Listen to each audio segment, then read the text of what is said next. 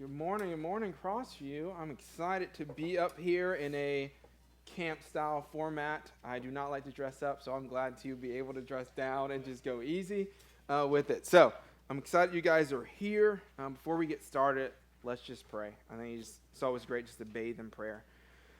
God, as a humble servant has come before you, I ask, as we talked about that last song, like that your Holy Spirit would just fill this place, that you will be in the atmosphere, that you will guide my words, that your words will come true and penetrate in our hearts, God. Let it not be about me. Let it be all about you and who you are. So, God, we just thank you that we are able to gather and be in your presence, to be before you in all things. In Jesus' name, amen. Amen. All right, so this is supposed to be like a series thing, so following God. And the first part of it is the call. Is what we're going to talk about today. And just a heads up, we're going to do a little bit of more interactive, not too much, so y'all are crazy out, but a little bit more interactive response things that kind of come in there. So today we're going to talk a little bit about Abram. And I think when you talk about a person, it's always helpful to look at their family and kind of see where they're coming from. And so we're going to start in Genesis 11, and we're going to go 26 through 27. And then it begins. Here you go. When Terah had lived 70 years, he fathered Abram, Nahor, and Haran. Now, these are the generations of Terah. Terah fathered Abram, Nahor, and Haran fathered Lot. All right, so we stop there, and I have a question I want to gauge. By a raise of hands, I want to see what is the family dynamic. So we'll go brothers and sisters. So raise your hand if you have 3 to 5 brothers or sisters. All right, we'll continue. Keep your hand raised if you have 6. All right, let's go with 7. All right. If you do not mind, I'm going to call you out. How many brothers and siblings do you have? I have six brothers and 2 sisters. Okay, so 8. That's impressive. Yes. All right, so I come from a large family as well. My mom had 9 kids.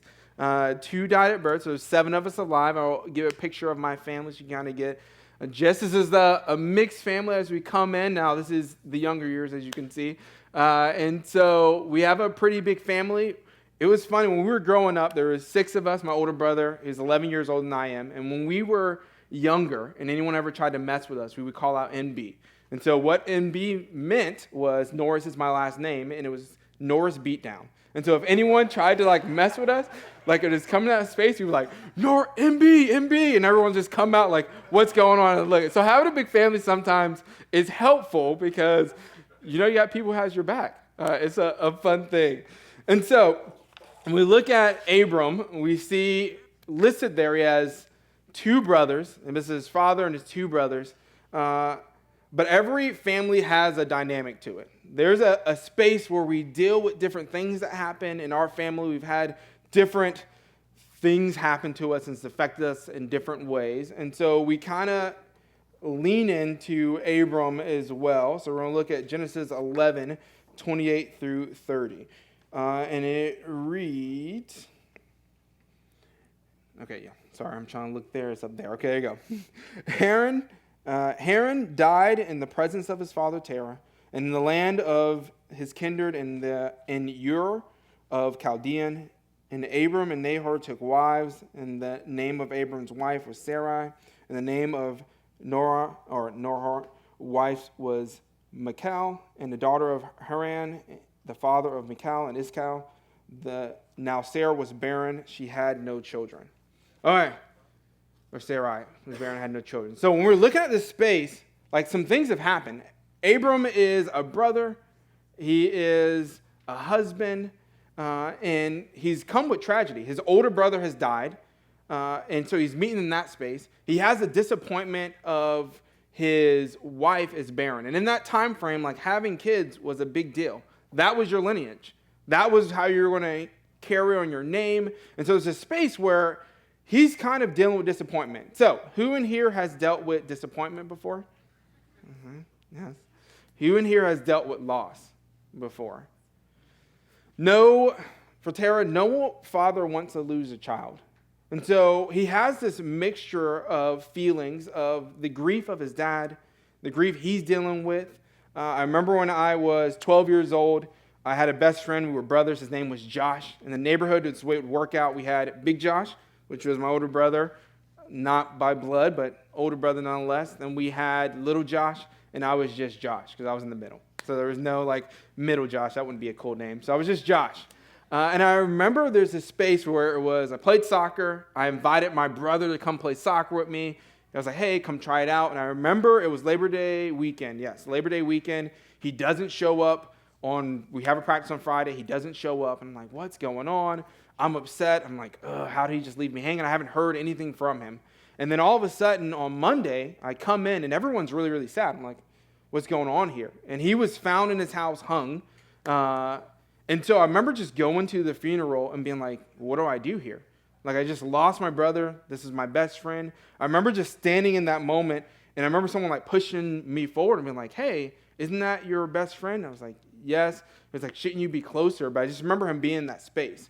And so I can imagine just for Abram, what that space was here's his older brother, like my big brother Josh, gone, not in the picture. He's dealing with all these things that come with. And as you raised your hands, you saw, we've all dealt with disappointment and loss and issues that come on with family. And so when we continue on, I think when we got to continue on, and we're going through it seems fast, we're going to sit a little bit in this next space. We're going to go with 31-32. And it reads, Terah took Abram, his son, and Terah took Abram, his son, and Lot, the son of Haran, his grandson, and Sarah, his daughter-in-law, and his son, Abram's wife. And they went forth together to Ur of the Chaldeans to go into the land of Canaan. But when they came to Haran, they settled there. The days of Terah was 205 years, one that is very old, and Terah died in Haran. All right, so here's this picture. Terah has gotten this vision to go somewhere. He's got a vision to go to Canaan, and there's a space where he comes to Haran, he just stops. Abram stops in there as well. And so when we deal with hurt and loss, it kind of has a space where we end up getting this baggage in our life.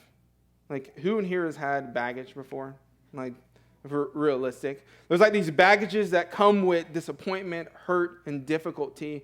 And there can be a space where it becomes very difficult for us. All right, so we're going to do some interaction things here. So what ends up happening with our baggage, we end up it comes carrying around with us. And we move around with it, and it becomes in a space where it almost becomes the normal thing. We just feel this weight that's always on us. We know what's going on. And then over time, there seems to be more baggage that we collect over the year, more and more. It's okay. And then here's the funny thing. Our baggage, a lot of times, will have this space where baggage in itself will create more baggage. I know, it's like a magic trick. And so we have this baggage, and we're okay, this baggage over here is creating more baggage, and then we think, okay, we've dealt with a little bit, and then, surprise, there's even more baggage that comes out of it. And we end up getting stuck. And so Terah's in the space where he's surrounded by this baggage. And what happens is either we have this burden where we feel like we're stuck or we can't move forward. The baggage in our lives has messed with us and we feel as though we can't move past points. And sometimes, let's get a little creative here. Sometimes that baggage that we pack up can be our anger. We can't seem to get past that anger that we feel. Or maybe it's the hurts that have happened that we just don't seem to get past. We remember all the things that have hurt us. Or maybe it's some of the things that we're addicted to. That we feel man, I just cannot get over this. Maybe it's in this space of depression and you feel, man, I just feel so depressed and stuck. There's a cloud over me that just doesn't seem to be going anywhere. Or maybe it is that loss of our dreams, our loss of what we thought we should be or where we should go. And we have a tendency to like pack up all our baggage and keep it tight to us. And sometimes we don't even realize that's the very thing that's stopping us from going the places that we need to go. And Terah was in that space that he was called to go to Canaan, but yet he stopped. He stopped. Like there was so much there for him. And in our lives, like I remember to get vulnerable and obvious and open. Like when I was younger, 6 years old, I remember mom came to me and she told me my father cheated on her with her best friend. Like that was a blow. And I remember that baggage that I carried on of anger and disappointment and emotions and feeling kind of stuck, or even kind of in a way that fear of, am I going to be like my father? Am I a good enough leader? Like, what am I going to do? Am I going to be in the same route that my father was? Even to a point where going into ministry, I was like, Mom was like, hey, you're going to go into ministry. And I remember telling her, I need God to come down and tell me, because I was still doing that baggage and hurt and disappointment of my father failed at this.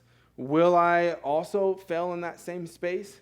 And so as we look at the baggage, and sometimes that gets in our way, we're going to look at this call. So we looked at where we are coming from. We're going to look at where we're called to.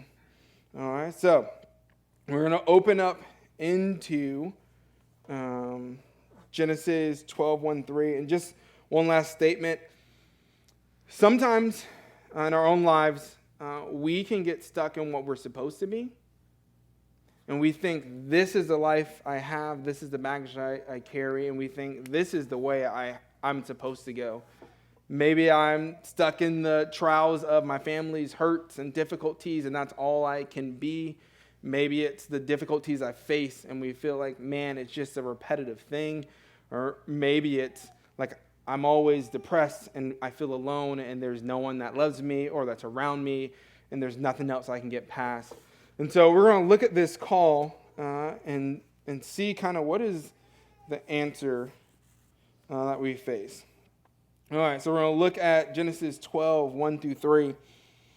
And it says, Now the Lord said to Abram, Go from your country and your kindred and your father's house to the land that I will show you, and I will make you a great nation, and I will bless you and make your name great, so that you will be blessed. I will bless those who bless you, and him who dishonors you I will curse, and in you all the families of the earth shall be blessed. All right, so here's the thing. Abram's been called to do something that is unknown, that is scary. He's been around his family for so long that now he's being called to like leave that. Like this area of comfort. Now, if you talk to my kids, my youth kids, they know like one of the things I'm always challenging them to is get out of their comfort zone. Sometimes I help push them out of their comfort zone, even when they really want to. But here's this area where Abram's going to have to get out of his comfort zone into an unknown space. Like, so he had this direction. He was going before. They settled. He has this baggage of, okay, maybe this is who we're supposed to be. This is where we're supposed to like settle in. And God calls him to go out into a space that is not the norm. Like, this is an unknown place. It's a space where it can be kind of dangerous. And if we're honest, a lot of us love the comfortable stuff. Like, we love our comfort foods. Mine is ice cream and cheesecake. We love our comforted places. Mine is under the covers when it's cold outside and I just want to stay warm. Like, those are the, we're in nature. We don't like to step out. And this is what God is calling Abram to do. He's saying, trust me. Trust me. Like, I have this plan for you. I have this set of motions of things I'm going to put out. Like, and it's not even a little plan. It's like a big plan. Like, he tells him, like, I'm going to bless those who are around you. Like, generations are going to come through you that are going to be blessed. Like, those who come against you, like, that dishonor you, I'll take care of it. Like, there's this space where he's saying some big things, and there's a space where Abram has to step out and trust him. Like, it's not an easy thing to like trust when we don't know what's going on. And there's some things that can be in our ways when it comes into it. Like, sometimes When we're called somewhere, it means leaving what we know. It means leaving like the family stuff that we're carrying. It means like letting go of that baggage that we're carrying on. But Josh, like this baggage, I've gotten used to it. Like this, it's comfortable. Like I'm used to like carrying it. It's making me strong. I can do squats. And what it comes down to is like, are you willing to like let go of the baggage and trust God into it? Because it is that space where, like I said, it's not normal. We're used to what became the new normal of working and being in our lives the way it's called. Like we want to be close to family. We want to like do the things that we feel is what we should do. And it's difficult. It's very, very difficult to let go. There's things like so often we hold on to what we know instead of going towards the unknown. We stay in our comfort zones. We want to stay in that place where we feel we know the answer. There is a verse in Revelations 20, or Revelations 3:20, and it reads, "Behold, I stand at the door and knock. If anyone hears my voice and opens the door, I will come into him and eat with him and he with me." So there's a space where Jesus, so we've been talking about like God, Jesus is God's son. And so where he comes in and Jesus is knocking and saying, hey, I want this relationship with you. And I love the imagery that comes with that because I love food. I don't know anyone else loves food? Not like to eat? Yeah. So I love like this place where this door is like open and Jesus is coming like, not just like to come in, he's going to eat with you. Like if you know me, when meetings happen, I'm like, hey, let's go to a restaurant and let's eat food. Like I feel as though like fellowship and meetings should happen over food. We see it in the New Testament, it happens a lot. And so we see this space where Jesus is meeting people, us, and he wants to meet us in our space. In our space where difficulties happen, where the uglinesses are, the secrets that we hold. And there can be this space where like Jesus is knocking, we're like, hey, I need to get the house ready. Who's had a mom or a parent that's like, hey, before you invite anyone over, you need to like get everything cleaned up. And it's like, you have to do this. Like there's a glove and you're like, okay, let's check all the dust. And it's gone. We've never done this before. Someone's coming over now. And now we have to like spot clean it. And so that's a lot of times that happens to us is we feel as though before we can let Jesus in, we have to clean everything up and make it look perfect. And that's not it. Like the simple thing, we put that verse back up. It says, it's super simple. Behold, I stand at the door knock. And if anyone hears my voice and opens the door, I will come into him and eat with him and he with me. It's not, hey, if your house is clean, I'll come in. Wait, I saw a sock on the floor. Nope, I'm not entering in. No. He says he's knocking. And I think a lot of times there's been a lot of you or some of you that Jesus has been knocking and he's been wanting that relationship. He's been wanting to come in. And there's a space of like, okay, I'm holding off. I have to wait until I'm in the right space or mindset or I got everything together. And Jesus is saying like, I don't want that. Like, I just want you. I want this relationship with you, and you just have to trust me. You just have to let go and open the door and be in that space. And that's where Jesus meets you at.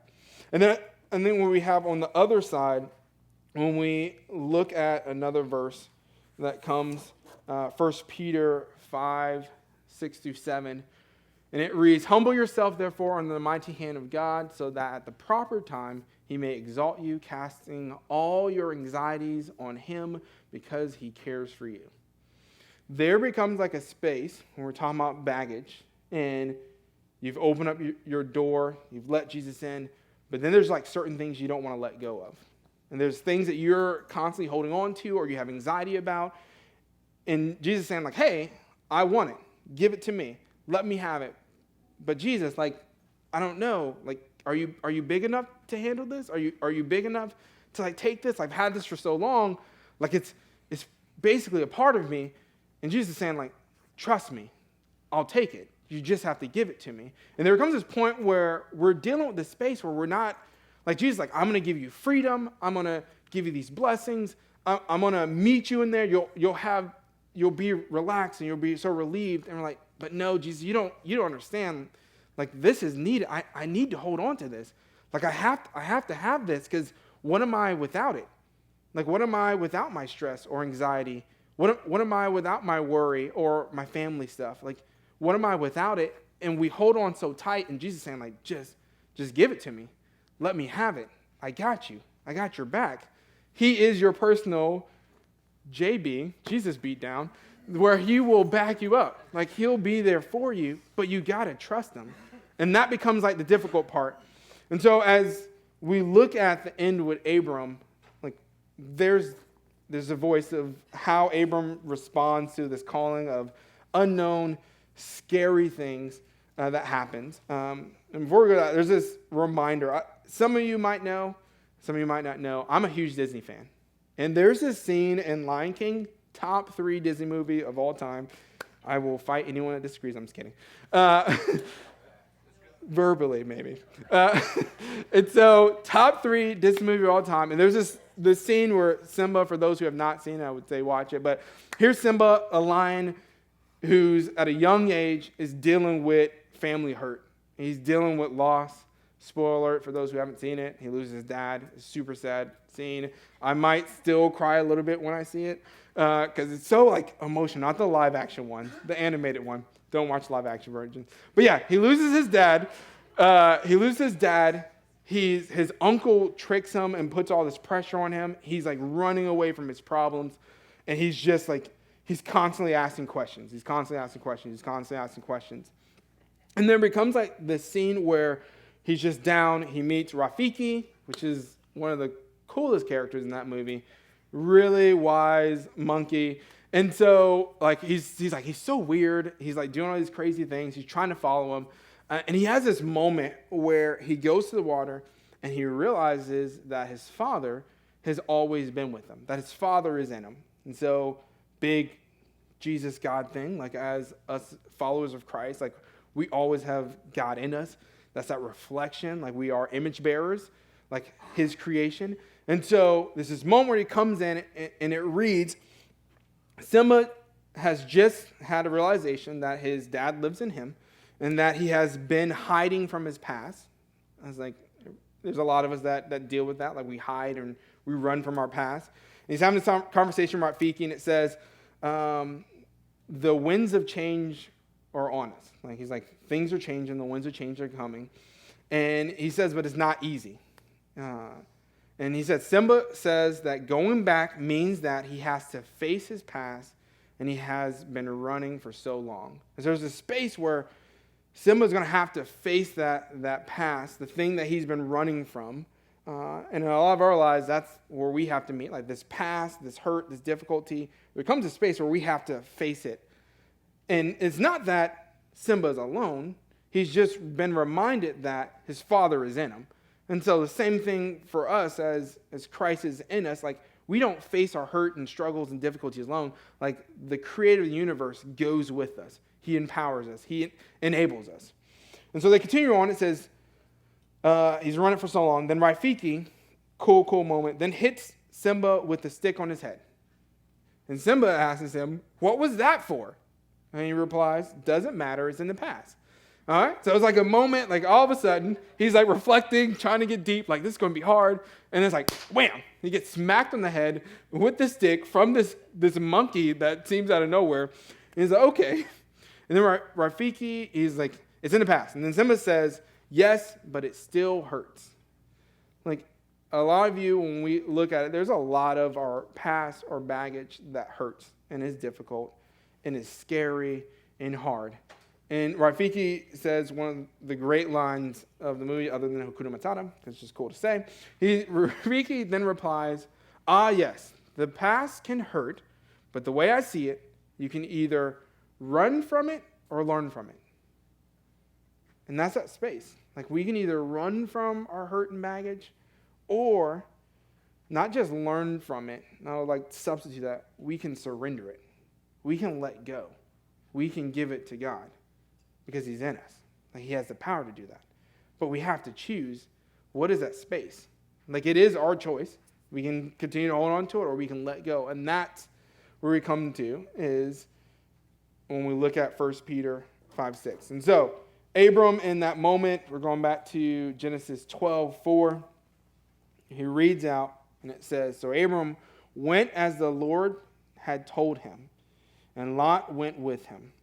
Abram was 75 years old when he departed from Haran." I love that space where it says 75 years old, because you're never too old. Like 75 for our young, vibrant 75-year-olds that are going on. You're never too old to be in a space where you can't surrender. You're never too far gone, you just don't know. Like Abram's in that space of, okay, hey, it's a new adventure, but I'm going to trust God. And he steps out into that space and does it. Like, and here's the crazy thing that I love about it. It wasn't just Abram that he impacted. He impacted Lot as well. His whole family was a part of that process of like going out and trusting God. And later on, you'll see there's more stuff that goes in that process of trust. But his whole family is impacted by the fact that Abram was willing to say yes. And a lot of you that have family, there's been some spaces where some change, some impact has been waiting to happen, but God needs you to say yes. He needs you to be the leaders in that space. He needs you to be the trailblazers into the unknown spaces. And he's been waiting for like all these miracles, all these blessings. Not saying it's not going to be difficult. Not saying that everything's just going to become easy once you accept Jesus. What he's saying is, if you trust me, I'll be with you. And you'll be surprised what I'm going to do in all of that.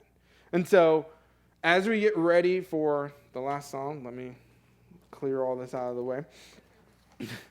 I want you guys to take some time. I've been like going back and forth and praying on this. And I think it's the right space. So what I'm going to do is I'm actually going to call some leaders up here. Because I think, can the leaders come up really quick? Some leaders I talked to at this moment.